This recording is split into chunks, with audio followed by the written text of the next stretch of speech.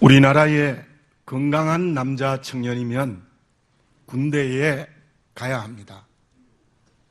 나이가 되면 군대에 가는 것은 우리나라 건강한 남자 청년으로서 당연한 것입니다. 그래서 군대에 가는 것을 국방의 의무라고 표현을 하기도 합니다. 그런데 제가 죄송한 조사 하나를 여러분에게 알려드립니다. 현재 19대 국회의원 중에 군대에 가지 않는 의원이 49명입니다. 프로테이지로 따지면 한 21% 정도 되는 것입니다. 그런데 우리나라 남자의 전체의 미필 이유는 약 한 12%에 해당이 되어지는 것이지요. 물론 미필의 이유가 확실할 것입니다마는 일반 평균에 비해서는 2배 이상 높게 현재 국회의원이 군대에 가지 않았습니다. 그리고 어떤 분들은 군대에 가지 않기 위해서 몸무게를 줄인다든지 혹은 몸무게를 늘리는 일을 하기도 하고 심지어 멀쩡한 무릎을 수술해서 군대에 가지 않는 청년들도 있습니다. 그렇다면 그 사람들은 제대로 된 이 나라 민족이 아니죠. 당연히 대한민국 남자 청년이면 군대에 가야 함에도 불구하고 군대에 가지 않는다는 것은 제대로의 책임을 감당하지 못하는 것이라고 말할 수 있습니다. 군대에 가는 것은 우리나라 건강한 남자 청년들에게 당연한 의무입니다. 그렇다면 믿음으로 살아가는 저와 여러분들에게 당연히 해야 될 것이 없겠습니까? 오늘 본문의 말씀 3절 상반절에 보면은 바울이 이런 말로 본문을 시작합니다. 형제들아, 우리가 너희를 위하여 항상 하나님께 감사할지니 이것이 당연함은. 바울이 데살로니가 교인을 생각할 때마다 어떤 생각이 들었다고 말하고 있는 것입니까? 항상 하나님께 감사한다. 그런데 항상 하나님께 감사하는 것은 당연한 감사이다. 그런 표현으로 오늘 본문의 말씀이 시작하고 있습니다. 이 당연하다는 말의 뜻이 무엇이겠습니까? 물론 말 그대로 당연하다 우리가 이해할 수 있습니다. 그런데 성경 말씀에서 제가 찾아보니까 이 당연하다는 말씀은 어떤 말씀과 같은 표현인가 하면은 에베소서 6장 1절에 보면은 자녀들아 주 안에서 너희 부모를 순종하라 이것이 옳으니라. 그 말씀에 이것이 옳으니라는 말씀과 오늘 본문의 말씀에 나타난 당연하다는 말은 같은 의미입니다. 그렇다고 한다면 우리가 항상 하나님께 감사하는 것은 당연한 것이고 언제나 하나님이 우리에게 옳다고 말씀하시는 명령이라는 것입니다. 교회에 열심히 봉사하고 나서 돌아서서는 내 혼자만 고생하는구나 그렇게 불평한다면 그 사람은 그리스도인이 아닙니다. 차라리 봉사하지 않는 것이 좋습니다. 어떻게 해야 되겠습니까? 다른 사람이 아닌 부족한 저를 교회에 봉사케 해주시니 감사합니다. 그렇게 해야 되지 않겠습니까? 열심히 기도하고 나서는 잠도 못 잤네 하면 그게 되겠습니까? 죄송합니다. 저도 그렇게 생각한 경험이 있습니다. 이 말씀을 준비하면서 회개했어요. 그리스도인이라고 하면 하나님 몸이 별로 좋지 못해도 억지로 기도했을지라도 참 감사합니다. 그렇게 고백해야 되지 않겠습니까? 무슨 일이 있든지 어떤 관계에 있든지 항상 감사하는 것, 그것은 당연한 그리스도인의 의무입니다. 노만 빈센트 필 박사가 어느 날 열차를 타고 여행을 했을 때에 이런 경험을 했습니다. 맞은편에 중년 부부가 앉았는데 부인이 계속해서 불평하는 겁니다. 자리가 불편하다, 시트가 더럽다, 심지어 무슨 이상한 냄새가 난다, 계속해서 중얼중얼 불평하는 거예요. 남편이 옆에 앉았다가 그 필 박사에게 이렇게 자기를 소개했습니다. 저는 변호사이고 내 아내는 제조업자입니다. 그렇게 얘기를 했어요. 그렇습니까? 부인께서는 무엇을 제조하고 있습니까? 그렇게 물었더니 남편이 이렇게 대답했습니다. 제 아내는 항상 불평을 만드는 불평 제조업자입니다. 그렇게 얘기했다는 거예요. 예, 저와 여러분, 대개 우리는 죄성을 가진 인간이기 때문에 조금만 어려운 일이 있고 조금만 마음에 들지 않는 관계가 있으면 많은 말로 불평을 합니다. 우리도 어떤 환경과 관계 속에서 불평을 제조하는 불평 제조업자는 아닌지요. 데살로니가전서 5장 18절에 보면은 범사에 감사하라. 이는 그리스도 예수 안에서 너희를 향하신 하나님의 뜻이니라. 예수 그리스도 안에서 우리를 향한 하나님의 뜻이 무엇입니까? 모든 일에 범사에 감사하라는 하나님의 명령입니다. 하나님이 사람이 되셨습니다. 저와 여러분들의 죄를 자기의 것으로 삼으시고 십자가에 죽으셔서 나를 죽음에서 구원해 주셨습니다. 이것을 우리가 수없이 되뇌어야 됩니다. 하나님이 사람이 되시고 자기 피를 십자가에 흘려서 나를 죽음에서 구원하여 주셨다는 것 얼마나 큰 은혜입니까? 어찌 감사하지 않을 수 있겠습니까?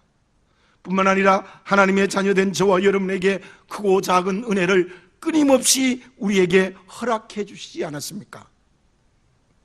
항상 하나님께 감사하고 범사에 하나님께 감사하는 것은 당연한 성도의 의무인 것입니다. 오늘 2015년 감사 예배를 오늘 이 시간 드리면서 내 자신을 정직하게 돌아보시기를 바라겠습니다. 나는 진정 모든 일에 항상 당연히 하나님께 감사하고 있습니까?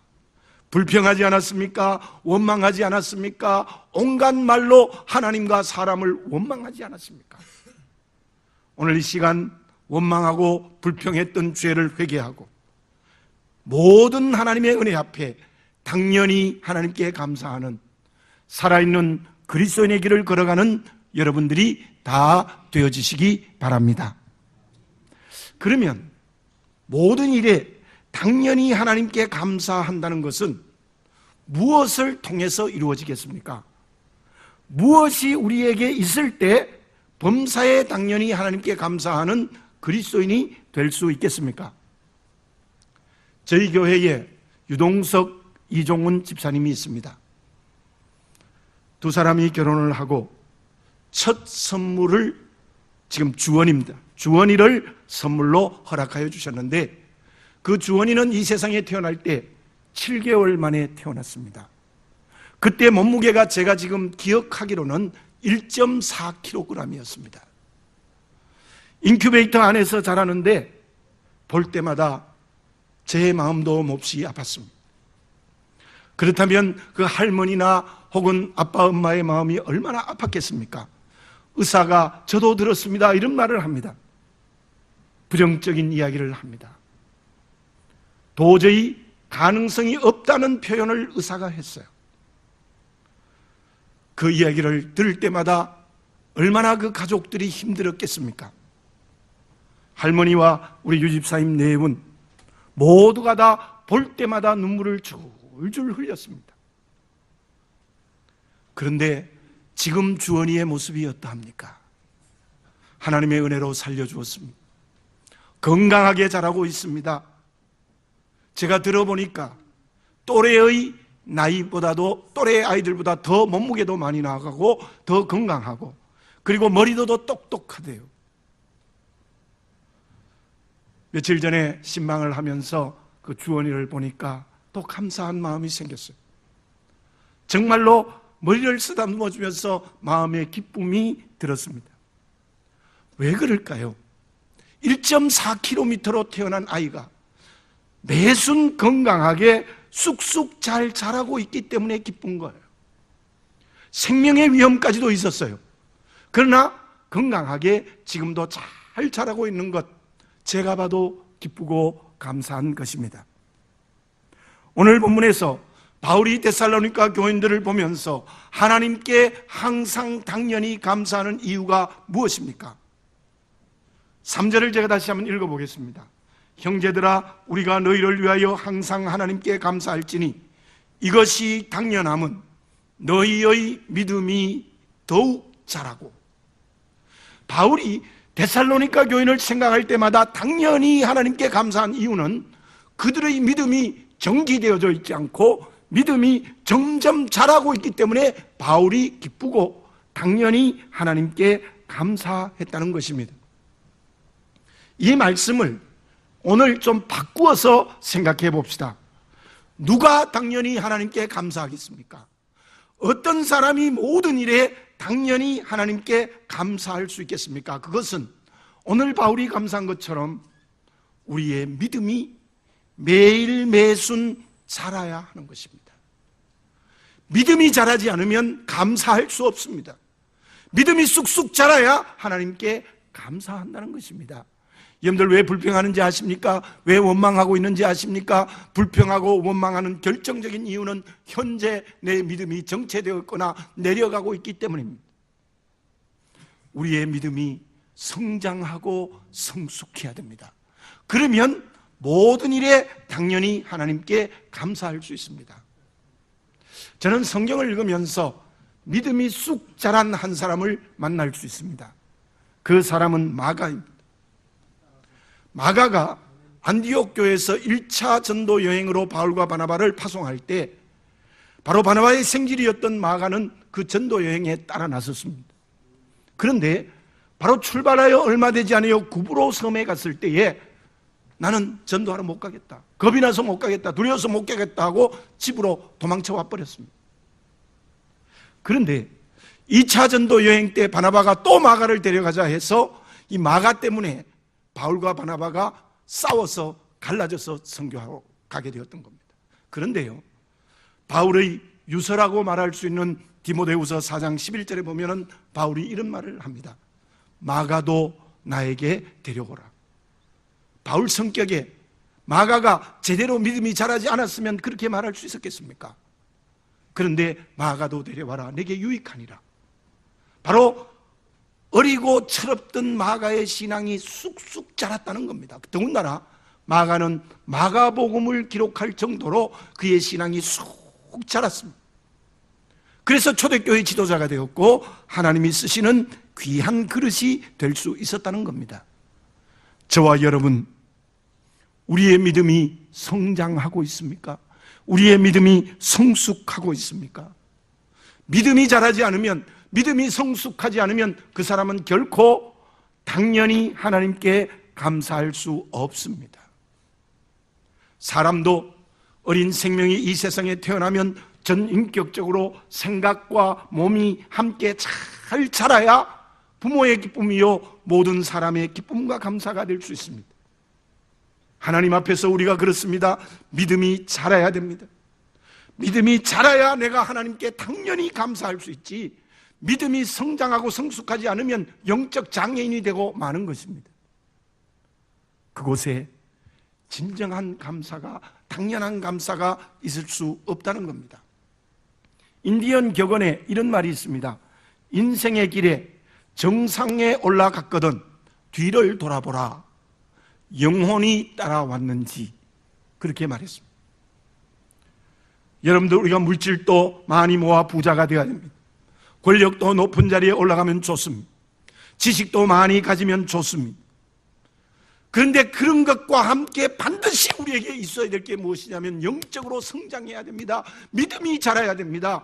믿음이 자라지 않으면 영적 장애인이 되고 마는 것입니다. 왜 원망하고 왜 불평하는 겁니까? 오늘 우리의 믿음이 자라지 않기 때문에 그렇습니다. 원래 시작할 때 하나님 앞에 선 내 믿음과 지금의 내 믿음과 비교해 보시기 바랍니다. 믿음이 자랐습니까? 성장했습니까? 성숙했습니까? 그러면 오늘 이 추수감사주일 예배를 드리면서 당연히 하나님께 감사할 수 있습니다. 그리고 연결되어진 3절 하반절의 말씀에 보면 너희가 다 각기 서로 사랑함이 풍성함이니, 서로 사랑하는 것이 풍성할 때에 감사할 수 있습니다. 반대로 말하면 사랑하지 않고 마음에 미움이 내 마음을 붙들고 있으면 그 사람 절대로 하나님께 당연히 감사할 수 없다는 말입니다. 예수님의 명령을 다시 한번 생각해 봅시다. 내가 너희를 사랑한 것 같이 너희가 서로 사랑하라. 오늘 이 본문의 말씀의 의미는 데살로니가 교인 성도들끼리 서로 사랑하는 것이 풍성했다는 겁니다. 서로 사랑하는 것이 적당하고 보통쯤 되었다는 것이 아니라 서로 사랑하는 것이 풍성했습니다. 저는 어릴 때 타작하여 별을 그렇게 쌓아놓았을 때를 많이 봤습니다. 정말 풍성하다.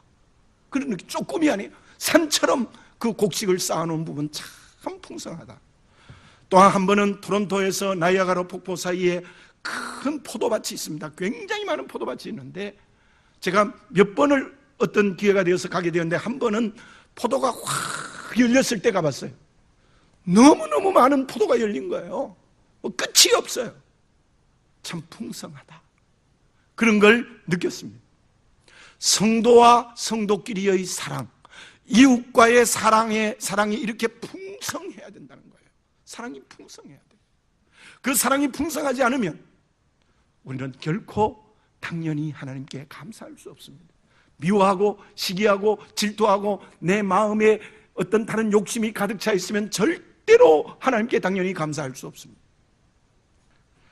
안디옥 교회의 감독이었던 바나바, 그는 진정 사랑이 풍성한 사람이었습니다.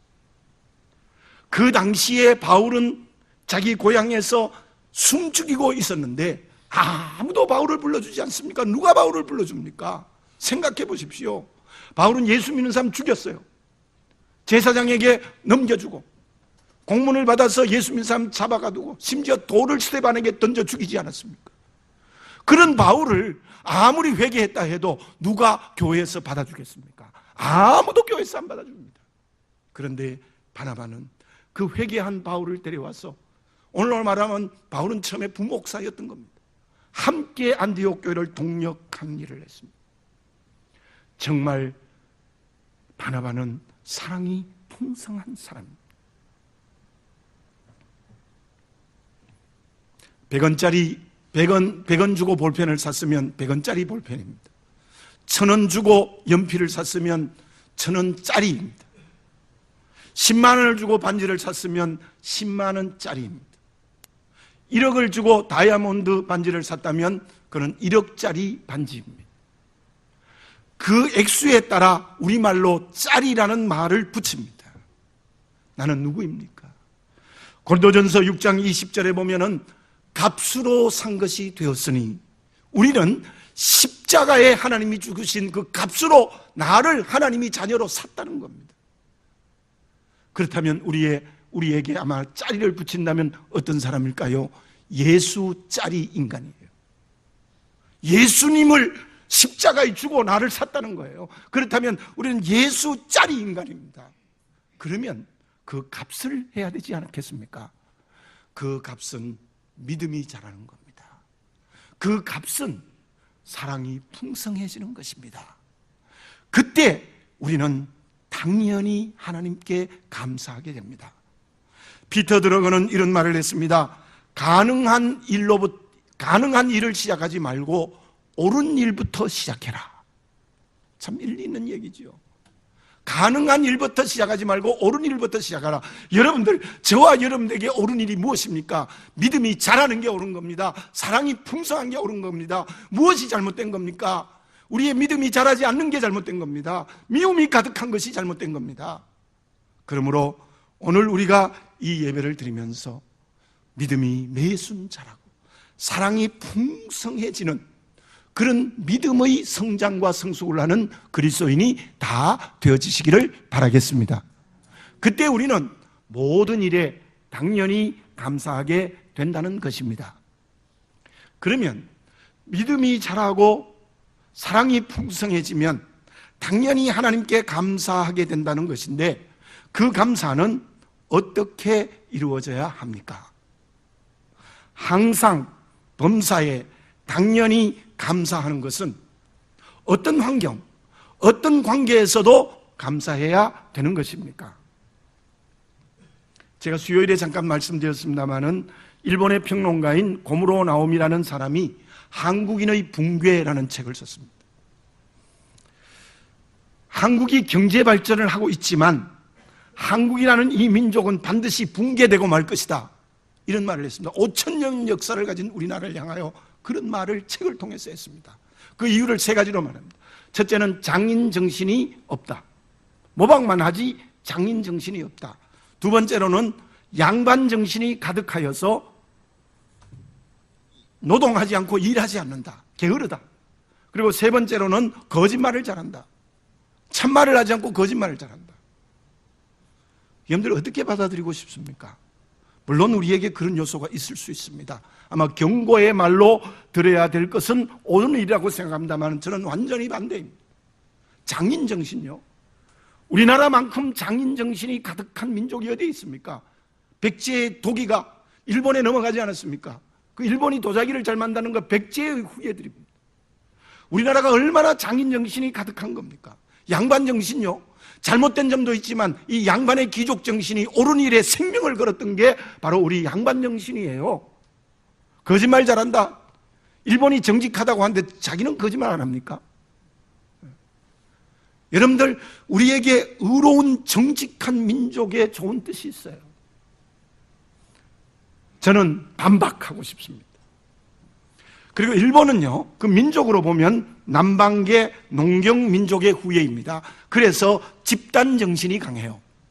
그러나 우리나라는 북방의 기마민족의 후예라서 진취적이고 내일을 향하여 열려있는 민족이 우리 민족이에요.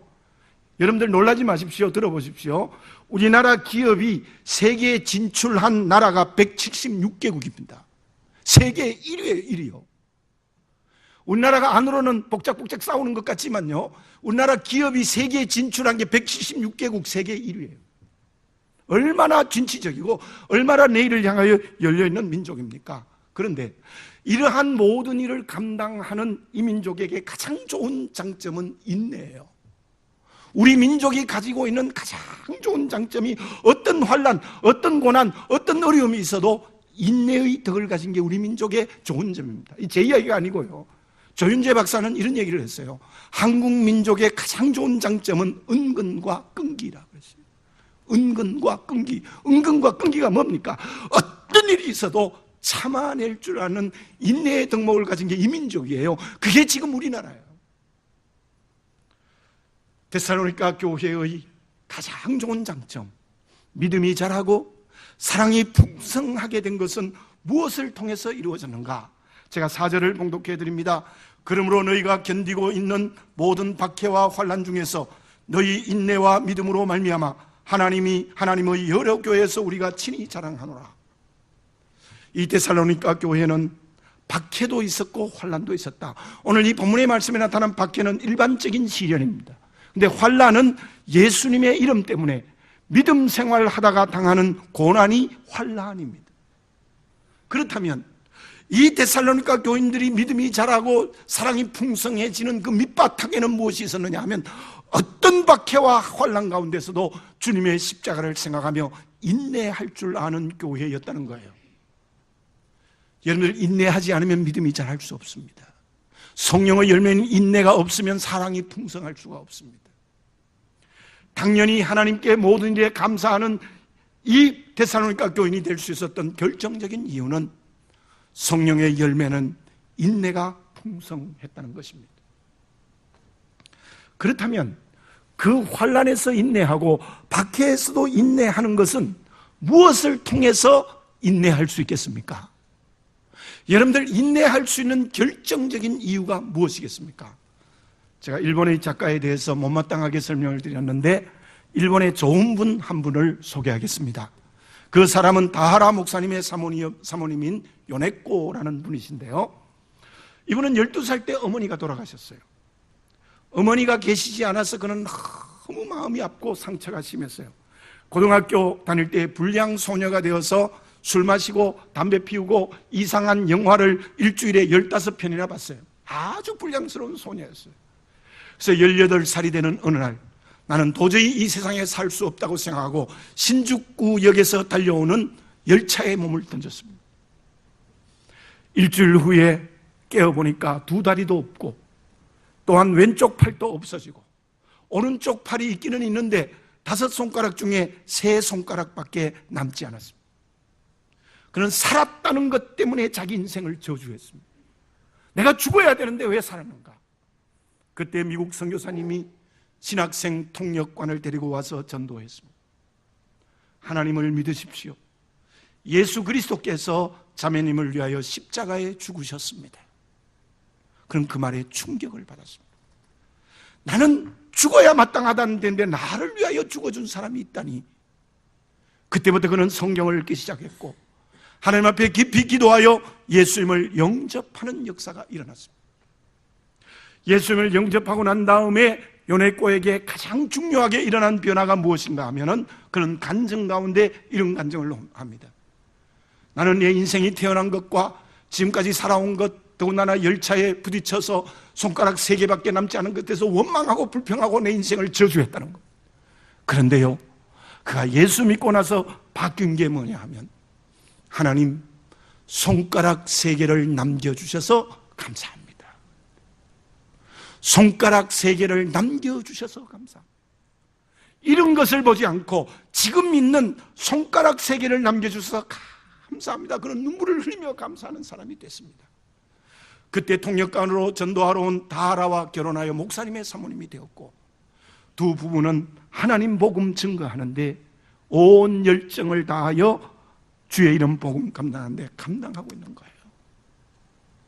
사랑하는 교우 여러분들, 누가 인내하는 사람입니까?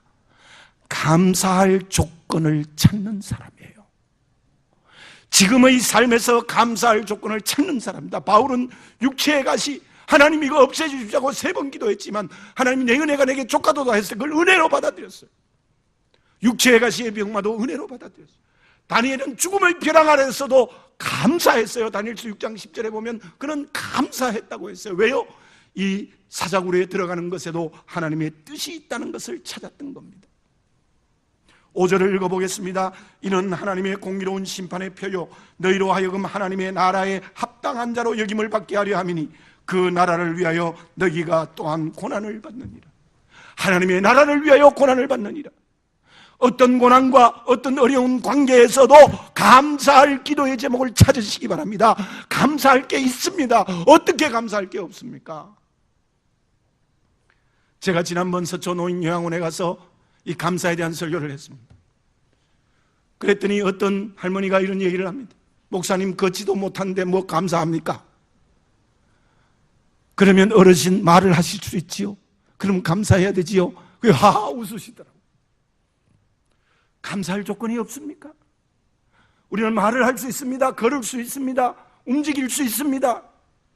그 외에도 감사할 조건이 얼마나 많아요. 누가 인내하지 못합니까? 감사할 조건을 찾지 못해서 인내하지 못하는 거예요. 비교해서 상처받고 비교해서 고통받지 마세요. 우리 모두 하나님의 큰 은혜 앞에서 감사의 제목을 찾으시는 지혜로운 그리스도인이 되시기를 바라겠습니다. 그때 우리는 인내하는 사람이 됩니다. 그 사람이 믿음이 자라고 그 사람이 사랑이 풍성해져서 모든 일에 모든 관계에 당연히 하나님께 감사하게 된다는 거예요.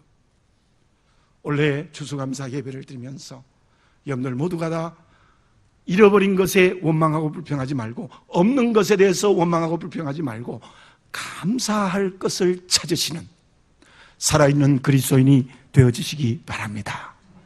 그러면 당연히 하나님께 감사하면 어떤 결과가 주어지겠습니다. 어떤 은혜와 축복이 있습니까? 6절에서 12절까지 말씀은 전부 축복입니다. 어떻게 말씀하십니까? 6절 7절에 보면 너희에게 환난을 주는 자 하나님께서 환난으로 갚아주신다 그랬어요. 그리고 너희에게는 안식을 준다. 안식을 주면 평안을 준다는 거예요. 그리고 8절에서 11절 특별히 11절에 보면 이러므로 우리도 항상 너희를 위하여 기도함은 우리 하나님이 너희를 그 부르심에 합당한 자로 여기시고 모든 선을 기뻐함과 믿음의 역사를 능력으로 이루게 하시고 믿음의 역사를 능력으로 이루게 하시고 그 당연히 감사한 사람에게 능력 주십니다. 심지어 12절에 보면은 그리스도 안에서 영광을 준다. 내가 영광을, 하나님께 영광을 돌리는 건데 그리스도 안에서 너희에게 영광을 준다 그랬어요. 기가 막히는 축복이 아닙니까? 우리가 당연히 감사하면 하나님께서는 평안을 주시고 능력을 주시고 그리고 영광 가운데 너희들을 세워주신다고 했습니다. 이 축복받는 우리 모두가 되어져야 될 줄로 믿습니다. 미국의 시골 학교에 음악 선생이 부임했습니다. 피아노가 한 대도 없어요. 그래서 포드 회장에게 이 선생님이 편지를 썼어요. 피아노 한 대 살 돈을 기부해 주십시오. 얼마 시간이 지나서 답장이 왔는데 조그마한 답장과 함께 몇 자의 답장과 함께 $100가 왔어요. $100로 어떻게 피아노 한 대를 삽니까? 그런데 이 선생님은 불평하지 않고 그 $100로 땅콩씨를 사서는 학교 부지에 심었어요. 여러 해 거듭해 추수하니까 드디어 피아노 한 대 살 돈이 생겼다는 거예요. 그래서 감사의 편지를 포드 회장에게 했습니다. 회장님 감사합니다. 주신 $100로 이러이러해서 피아노 한 대를 샀습니다. 그랬더니 바로 답장이 왔습니다. 선생님 같은 분은 제가 처음으로 만납니다. 선생님이 미국의 자랑입니다. 선생님 무엇인지 말씀하십시오. 제가 다 도와드리겠습니다 하면서 $10,000가 함께 왔어요. 여러분들 이 이야기에서 우리가 무엇을 볼 수 있습니까? 우리는 $100 주면요 불평해요. 피아노 한 대 어떻게 사란 말이에요? 말이 되느냐. 그러나 이 선생님은 감사하고 창조적인 생각을 해서 바로 피아노 한 대를 살 수 있고 더 많이 받을 수 있었어요. 그 선생님이 우리의 믿음으로 말하면 당연한 믿음을 가지고 살아가는 그리스도인의 자화상입니다. 불평하지 말고 감사할 것을 찾고 거기에서 창조적인 생각을 한 5달란트 받은 사람과 같이 될 때 그 사람이 당연히 하나님께 감사하게 되는 것이죠. 창조적인 것은 믿음이 자라고 사랑이 풍성해지는 겁니다. 우리 모두 모든 일에 모든 관계에 감사할 제목을 찾아서 당연히 감사하는 우리들이 됩시다. 그때 하나님께서는 평안도 주시고 능력도 주시고 우리가 영광 가운데 세우시는 놀라운 축복을 허락하여 주실 줄로 믿습니다. 기도드리겠습니다. 사랑하는 아버지 하나님 감사합니다. 다시 한번 나를 보게 해 주시옵소서. 당연히 감사해야 함에도 불구하고 온갖 불평과 원망으로 얼룩져 있지 않습니까? 감사할 제목을 찾아서 환난 가운데도 인내하여 사랑이 풍성해지고 믿음이 자라서 우리의 모든 일과 모든 관계에 당연히 감사함으로 말미암아 주시는 평안과 능력과 영광 가운데 세우시는 하나님의 은혜의 축복을 받게 하여 주시옵소서. 아버지 하나님 당연히 감사하는 그리스도인이 되게 하여 주시옵소서. 예수님의 이름으로 기도드립니다. 아멘.